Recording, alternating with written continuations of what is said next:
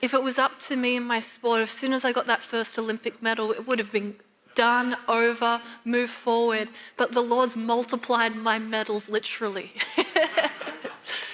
And I couldn't have never have seen that.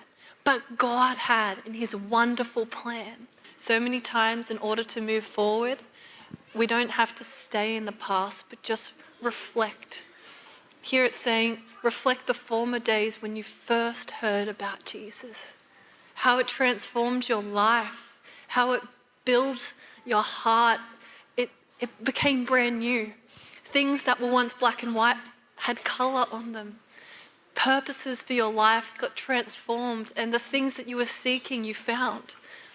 And how in that time when you had to, there was a time in my life when wearing a cross was a really big step of faith for me.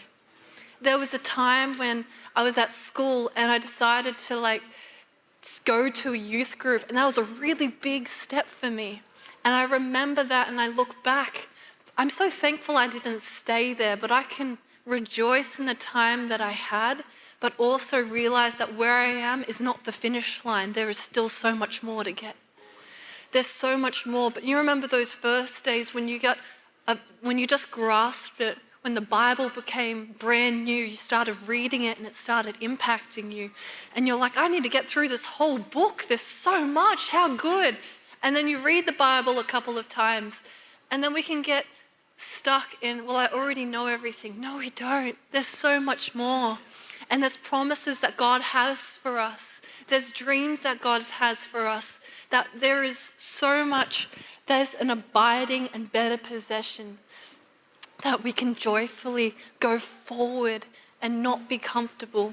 At the start of our faith journey, we weren't comfortable, and we made these big decisions in order to get closer to him. I want to say there can be times when you've gone so far, but there's still so much more.